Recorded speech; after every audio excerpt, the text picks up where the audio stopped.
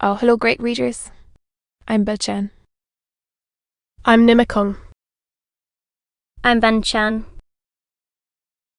In this class, I'll read to all of you a part of Great Expectations. S. L. Great Expectations. Charles Dickens. Chap. 53 Sec 1. It was a dark night. Though the full moon rose as I left the enclosed lands and passed out upon the marshes. Beyond a dark line there was a ribbon of clear sky, hardly broad enough to hold the red lodge moon. In a few minutes she had ascended out of that clear field, in among the piled mountains of cloud. There was a melancholy wind, and the marshes were very dismal. A stranger would have found them insupportable, and even to me they were so oppressive that I hesitated, half inclined to go back.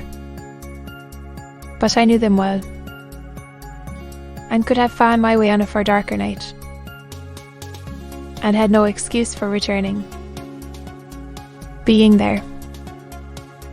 So, having come there against my inclination, I went on against it. The direction that I took was not that in which my old home lay, nor that in which we had pursued the convicts.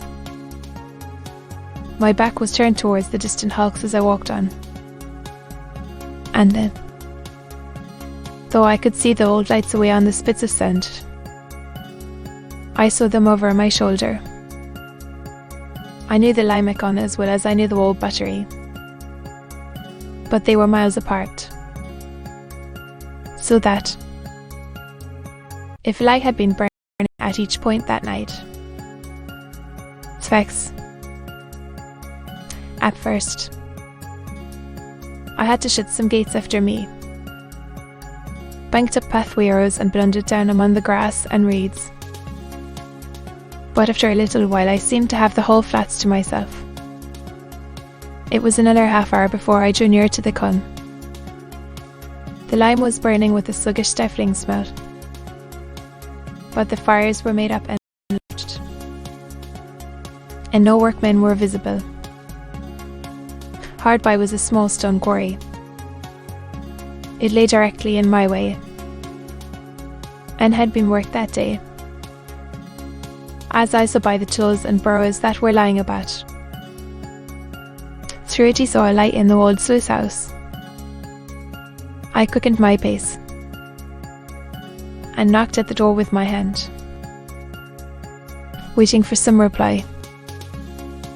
I looked about me, noticing how the sluice was abandoned and broken, much longer, if it were so even now, and how the mud and ooze were coated with lime, and how the choking vapour of the Con crept in the ghostly way towards me. Still there was no answer, and I knocked again. No answer still, and I tried the latch. It rose under my hand, and the door yielded. Looking in, I saw a lighted candle on a table, a bench, and a mattress and a truckle bedstead. As there was a loft above, I called, "Is there anyone here?" But no voice answered. Then I looked at my watch, and then, finding that it was past 9, called again, "Is there anyone here?" There being still no answer, I went out at the door. Irresolute what to do. It was beginning to rain fast. Seeing nothing save what I had seen already, I turned back into the house, and stood just within the shelter of the doorway, looking out into the night. be coming back, or the Kindle would not be burning. It came into my head to look if the wick were low. I turned round to do so, and had taken up the Kindle in my hand, when it was extinguished by some violent shock. And the next I comprehended was that I had been caught in a strong running noose, thrown over my head from behind. "Now what?" said a suppressed voice with an oath. "What is this?" I cried, struggling. "Who is it?" Aloud. Aloud. Not only were my arms put close to my sides, but the pressure on my bad arm caused me exquisite pain. Sometimes a strong man's hand, sometimes a strong man's breast, was against my mouth to deaden my cries, and with a hot breath always close to me, I struggled ineffectually in the dark, while I was fastened tight to the wall. "And now," said a suppressed voice with another oath, "call out again." Faint and sick with the pain of my injured arm, bewildered by the surprise, and yet conscious how easily this threat could be put in execution, I desisted, and tried to use my arm weight ever so little. But it was bound too tight for that. I felt as if, having been burned before, it were now being boiled. The sudden exclusion of the night, and the substitution of black darkness in its place, warned me that the man had closed the shutter. After groping about for a little, he found the flint and steel he wanted, and began to strike a light. I strained my sight upon the sparks that fell among the tinder, and upon which breathed and breathed, match in hand. But I could only see his lips, and the blue point of the match, even though it was but fitfully. The tinder was damp and urgent when after another the sparks died out. The man was in no hurry, and struck again with flint and steel. As the sparks fell thick and bright about him, I could see his hands, and touches of his face, and could make out that he was seated and bending over the table, but nothing more. Presently I saw his blue lips again, breathing on the tinder, and then a flare of light flashed up, and showed me Warlick, whom I had looked for. I don't know. I had not looked for him. Seeing him, I felt that I was in a dangerous strait indeed, and I kept my eyes upon him. He lighted the kindle from the flaring match with great deliberation, and dropped the match, and tried it out. Then he put the kindle away from him on the table, so that he could see me, and sat with his arms folded on the table and looked at me. From the wall a fixture there means of ascent to the loft above. "Now," said he, when we had surveyed one another for some time, and then me, he returned, "I'll let you go. I'll let you go to the moon. I'll let you go to the stars.